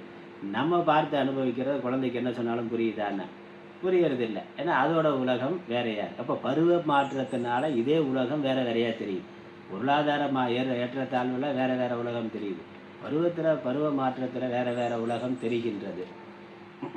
அப்புறம் மனப்பக்குவம் மாறினா அதில் உலகம் வேறையாக தெரிகின்றது. அதனால் இதெல்லாம் வேறு. அதனால் இதெல்லாம் பகவான் அதுதான் அன்னம்னு சொல்கிறார். அதனால் சப்தா அன்னம்னு சொல்லியிருக்கு, அது உபனிஷத் சொல்லுது. அந்தந்த ஜீவனுடைய சரீரத்துக்கு ஏற்றாறு மாதிரி அன்னம்ங்கிறது அந்த போக விஷயங்கள், அந்த போக விஷயங்கள் கிடைக்கும். தேவர்கள்னால் அவர்களுக்கு கிடைக்கிற போக விஷயம் வேறு, மனிதனுக்கு கிடைக்கிற போக விஷயம் வேறு, மனிதனுக்கு கீழே இருக்கக்கூடிய உயிரினங்களுக்கு கிடைக்கக்கூடிய போக விஷயங்கள் வேறு. அப்புறம் மனசு வாக்கு இதுவும் வேறேன்னு சொல்லியிருக்கேன். அந்த சப்தான்னத்தில் மனசு வாக்கு பிராணன், இதில் கூட அந்த 7 அன்னத்தில் 3 அன்னம் மனசு வாக்கு பிராணன்னு சொல்லியிருக்கு, அதுலேயும் கூட வேறுபாடு இருக்கின்றது. அதனால் இந்த பலவிதமான போக விஷயங்கள் அந்தந்த ஜீவன் செய்த கர்மாவுக்கு தக்கபடி கிடைக்கின்றது. ஒரே லோகத்திலேயே அது மாறுபாடு. படித்தவன் பார்க்குற உலகம் வேறு, படிக்காதவன் பார்க்குற உலகம் வேறையாக இருக்குது. நமக்கே நம்ம வேதாந்த உபனிஷத்துலாம் கேட்டால் நம்ம பார்க்குற உலகம் மாறி இருக்குது, இது கேட்காதவர்கள் பார்க்குற உலகம் இருக்குது. ஸ்கூல் பக்கமே போகாதவன் பார்க்குற உலகம் வேறையாக இருக்குது. ஓரளவுக்கு லௌகிக கல்வியிலே அதில் படித்தவர்கள் பார்க்குற உலகம் வேறையாக இருக்குது. அதனால் அதில் வேறுபாடு இருக்கின்றது. நல்ல இலக்கியங்கள்லாம் படிச்சிருந்தாங்கன்னா அவர்கள் பார்க்குற உலகம் வேறையாக இருக்கின்றது. வேதாந்தம் படிச்சிருந்தா அவர்கள் பார்க்குற உலகம் வேறையாக இருக்குது. அதனால் எல்லாம் அந்தந்த ஜீவனுடைய கர்மாவுக்கு தக்கபடி இருக்கின்றது. அதான் சொல்லுது. அதான் கர்மனிஷ்டன் அவனுடைய கர்மாவுக்கு தக்கிற மாதிரி அவன் ஒரு உலகத்தை இறைவன் படைத்திருக்கிறார். அதனால் கர்ம பலனில் வேறுபாடு சொல்லி இருக்கு.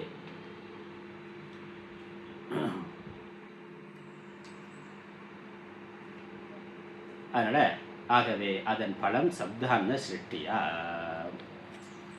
இதுதான் போன வாரம் வரைக்கும் நம்ம பார்த்தோம். இந்த வாரத்துக்கு கொஞ்சம் பார்த்துருவோம், இன்னொரு 5 நிமிஷம் இருக்குது, புதுசாக கொஞ்சம் மாவது பார்த்துருவோம். நான் உபனிஷத்துங்கிறதுனால கொஞ்சம் ஆழமானது, அதனால் நம்ம அதெல்லாம் அப்புறம் வாரம் ஒரு நாள் பார்க்கறதுனால கொஞ்சம் பழைய கதையெல்லாம் ஞாபகப்படுத்த வேண்டியதாக இருக்கின்றது. அப்புறம் இதெல்லாம் ஆழமாக நமக்கு தெரிந்து கொள்ள வேண்டிய விஷயம், நம்ம புரிந்து கொள்ள வேண்டிய விஷயம். இந்த அடிப்படை இருந்தால் தான் மேற்கொண்டு போக முடியும். அதுக்காக தான் திரும்ப திரும்ப சில விஷயங்கள் சொல்ல வேண்டியதாக இருக்குது. அப்புறம் படிக்கிறது நமக்கு புரிந்து கொள்வது தானே. புக்கு படிக்கிறது முக்கியமாக, நமக்கு விஷயம் புரிகிறது முக்கியமான புக்கு சாஸ்திரத்தை படிக்கிறது நம்மளுடைய புரிந்து கொள்வதற்காக தானே. அதனால் சொல்கிறேன். சரி, அடுத்த வரி முதல்ல சம்ஸ்கிருதத்தில் சொல்லிடுறேன், அப்புறம் தமிழில் பார்க்கலாம். அதனால் இது வரைக்கும் சொன்னது கர்ம மார்க்கத்தில், இல்லறத்தில், குடும்பத்தில் கர்மாவை செய்ய விருப்பம் இருக்கிறவனுக்கு என்னென்ன செய்யணும், இதெல்லாம் செய்யணும் அப்படின்னு அவனுடைய மனசு இப்படி இருக்குது. அவன் செய்கிறதுக்கு ஏற்ற மாதிரி அவனுக்கு ஒரு பலனானது கிடைக்கும். முக்கியமாக கர்மாவை பண்ணுறவன் ஆசை உடையவனாக இருப்பான். கர்மாவை பண்ணுறான், அவனுக்கு ஏற்ற மாதிரி ஒரு பலனானது கிடைக்குது. அதை சாஸ்திரமும் சொல்லி இருக்கு.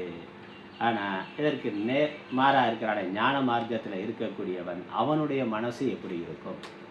அவனுடைய மனது கர்மாவில் இருந்தான்னா அவனுடைய மனசு எப்படி இருக்கும்? ஆசை முதலானவைகள் இருக்கும்னா ஞான மார்க்கத்தில் இருக்கிறவனுடைய மனசு எப்படி இருக்கும்? அவன் என்ன பண்ணுவான்? அவனுக்கு கிடைக்கக்கூடிய கர்ம பலன் என்னவாக இருக்குங்கிறதையும் சாஸ்திரம் சொல்லுது. அடுத்த வரி ஜாயா ஆதி ஏஷனாத்ரய சந்நியாசேன ச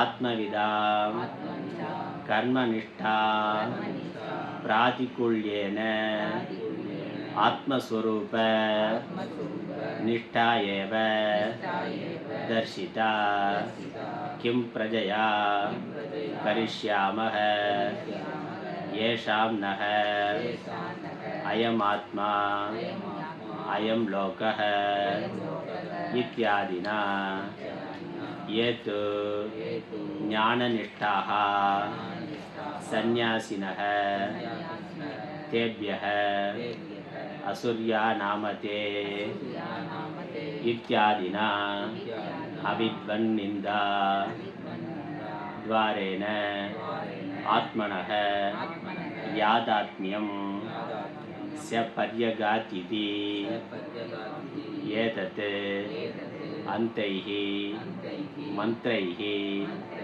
उपदिष्टं तैः अत्र अधिकृता न कामिनः इति तथा च श्वेताश्वतराणां मंत्रोपनिषदि अध्याश्रमिभ्यः परमं पवित्रं प्रोवाच सम्यक् ऋषिसङ्गजुष्टं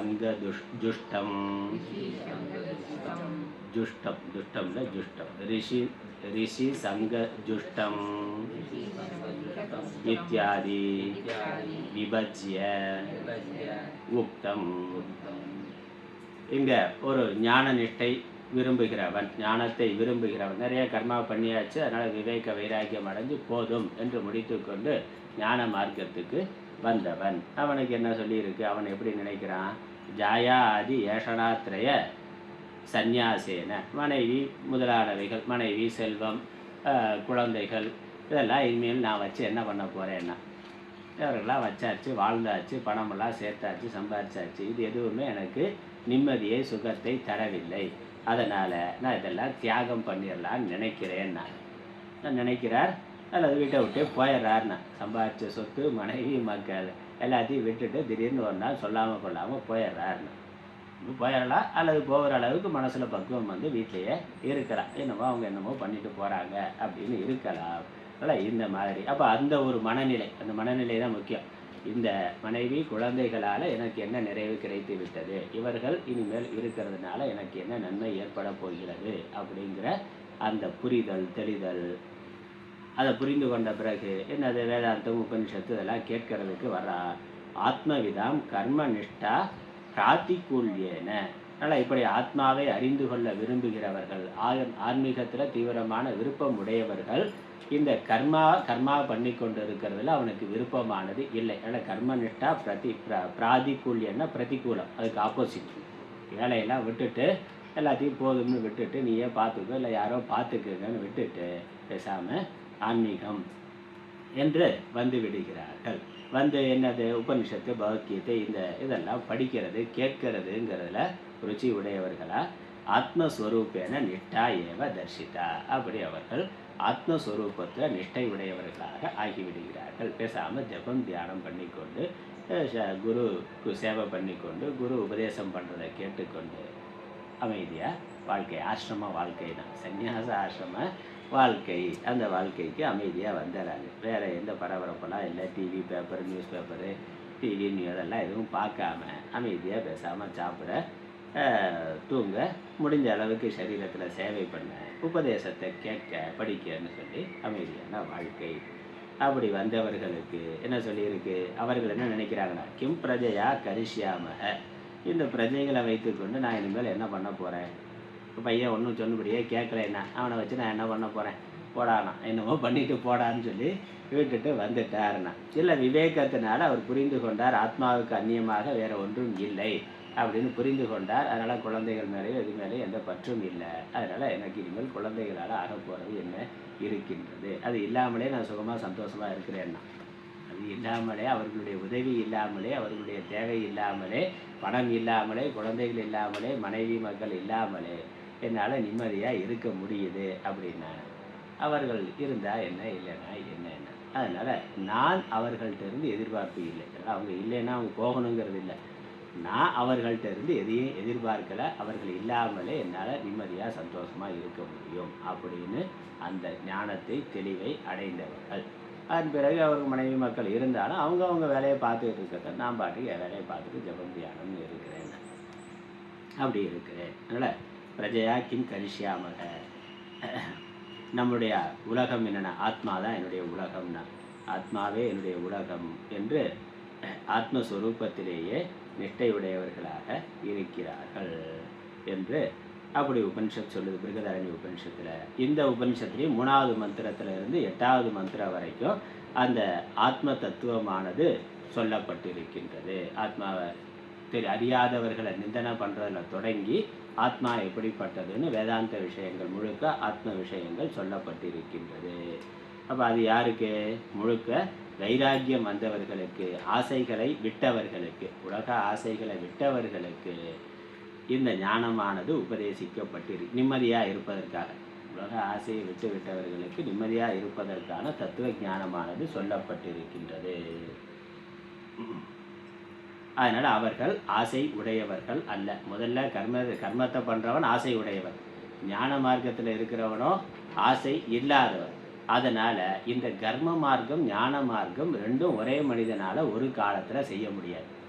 அதுதான் ஆச்சரியம் சொல்ல வர்றார். ஏன்னா அப்படி செய்யணும்னு சிலர் வலியுறுத்துகிறார்கள், செய்யணும்னு கர்மகாண்டிகள் வலியுறுத்தி சொல்லுகிறார்கள்.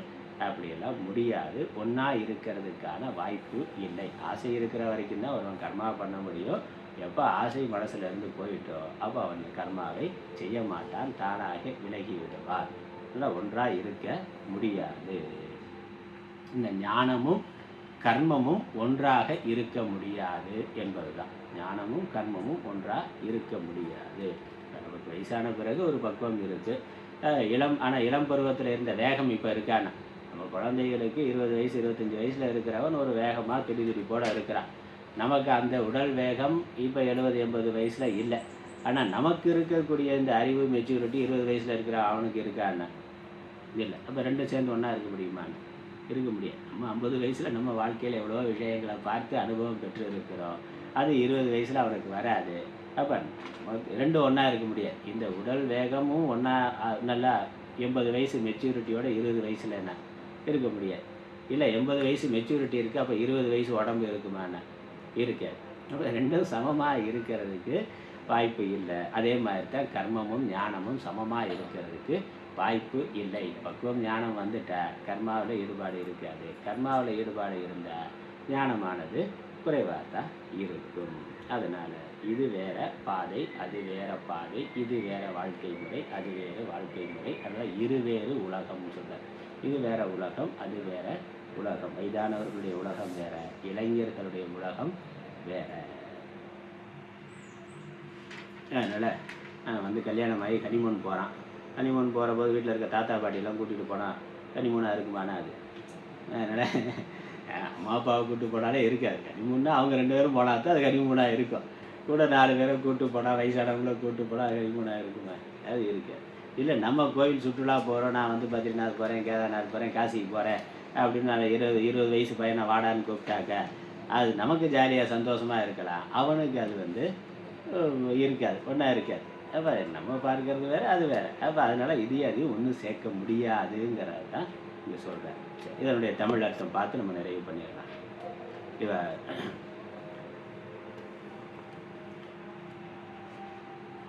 ஆகவே அதிலிருந்து ஆகவே அதன் பலன் சப்தான சிருஷ்டியா. இந்த கர்மத்தில் இருக்கிறவனுக்கு சப்தானம்ங்கிற போக விஷயங்களானது இறைவனால் படைக்கப்பட்டிருக்கின்றது. அவற்றில் ஆத்மபாவத்தால் ஆத்மஸ்வரூபம் ஸ்வரூப ஸ்திதியா அதெல்லாம் பரம சத்தியம்னு அவன் நினைக்கிறதா கர்மத்தில் இருக்கிறவனுக்கு அவனுடைய ஸ்வரூபத்தில் இருப்பது ஆகும். இந்த உலகம் சத்தியம், உடல் சத்தியம், இதில் இருந்து கிடைக்கக்கூடிய சுகம் மேலானது அப்படின்னு நினைக்கிறவனுக்காகவே பகவான் இந்த உலகத்தை படைச்சு கொடுக்குறார். அவனுக்கு அதுதான் வாழ்க்கை. அப்படித்தான் இளம் பருவத்திலேயோ அல்லது நாஸ்திகர்களோ அப்படித்தான் இருக்கிறார்கள். அவர்களுக்கான உலகம் பகவானே அவர்களுக்கு அப்படி பண்ணி கொடுத்திருக்கிறார். அதற்கு மேலே பக்குவம் வந்தவர்கள், பக்தர்களாக இருக்கக்கூடியவர்கள், வைராக்கியம் இருக்கக்கூடியவர்கள், ஞானமுடையவர்கள் ஜாயாயாதி ஏஷனாத்திரய இஜ்யாயாதின்றது ஜாயாயாதி. ஜாயான மனைவின்னு அர்த்தம். மனைவி முதலான மனைவி, மக்கள், சொத்து அப்படி முதலான ஏஷனாத்திரைன்னா 3 விதமான ஆசைகள். மனைவி, குழந்தைகள் மேலே, உறவுகள் மேலே இருக்கக்கூடிய ஆசை ஒன்று. அப்புறம் செல்வம், சொத்து மேலே இருக்கக்கூடிய ஆசை ஒன்று. அதுக்கப்புறம் மற்ற உலகங்கள் மேலே இருக்கக்கூடிய ஆசைகள் ஒன்று. நல்ல மண்ணாசை, பெண்ணாசை, பொன்னாசைன்னு சொல்கிறோமே, அது பேர் ஏஷனாத்திரயம்னு பேர். சந்நியாசத்தினாலும் சந்நியாசத்தினாலும் இந்த ஆசைகள் எல்லாம் விட்டு விடுதல். மண்ணாசை, பெண்ணாசை, பொன்னாசைலாம் ஒரு குறிப்பிட்ட காலத்தில் ஞானத்தினால விட்டு விடுவதினாலும் ஆத்ம வித்துக்கற்கு கர்ம நிஷ்டையின் பிரதிகூலத்தன்மையினால். யாருக்கு இந்த பகவத்கீதை உபனிஷத்துலாம் படிக்கிறதுல ஆசை வருதோ, விருப்பம் வருதோ, அவர்கள் கர்ம வாழ்க்கையில் அதிக ஈடுபாடு இல்லாதவர்களாக இருப்பார்கள். அதான் கர்ம நிஷ்டையின் பிரதிகூலத்தன்மைனா எதிரான மனப்பான்மை, எதிரான மனநிலை இருக்கின்ற காரணத்தினால் ஆத்மஸ்வரூப நிஷ்டையே கிம் பிரஜையா கரிஷ்யாமக ஏஷாம் நோ அயம் ஆத்மா அயம் லோகக. இந்த குழந்தை முதலானவைகளால் நாங்கள் என்ன பண்ண போகிறோம் அப்படின்னு உபனிஷத்தானது அவர்களுடைய மனநிலையை அறிவித்திருக்கின்றது. சன்னியாசிகளுடைய மனநிலையை அது அறிவிக்கப்பட்டிருக்கின்றது. அதுக்கப்புறம் எவர்கள் ஞான நிஷ்டையை உடைய சன்னியாசிகளோ, இந்த தெளிவான ஞானம் வைராக்கியமுடைய சன்னியாசிகளோ, அனைத்தையும் துறந்தவர்களோ, அவர்களின் பொருட்டு இந்த 3வது மந்திரம் அசுர்யா நாமத்தே லோகாக அதில் தொடங்கி அவித்வானது நிந்தையின் வாயிலாய் ஆத்மாவின் யாதாத்மியம் சபரியகாத் 8வது மந்திரம், சபரியகாத்னு 8வது மந்திரம் ஆரம்பித்தது என்பவற்றை அந்தமாக உடைய மந்திரங்களால், அதாவது இது வரைக்கும் 3வது மந்திரத்திலிருந்து 8வது மந்திரம் வரைக்கும் உபதேசிக்கப்பட்டது.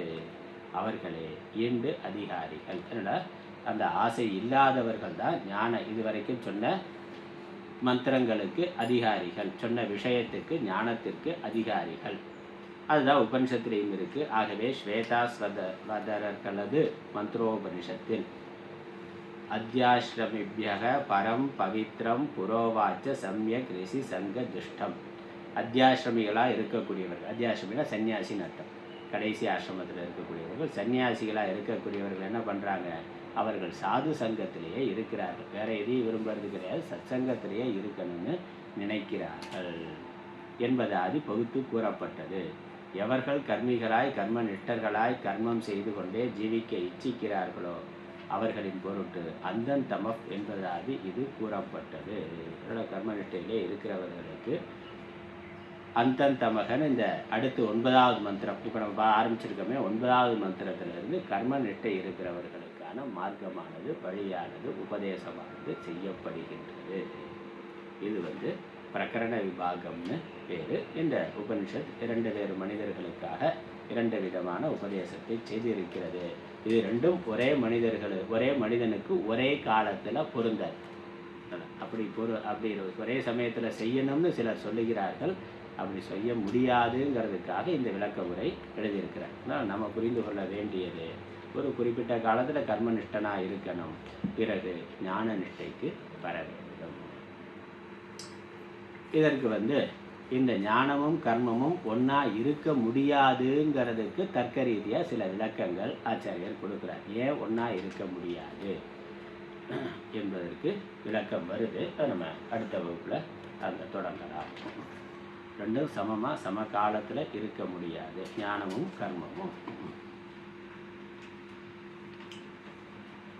தொடரும் அடுத்த வாரம்.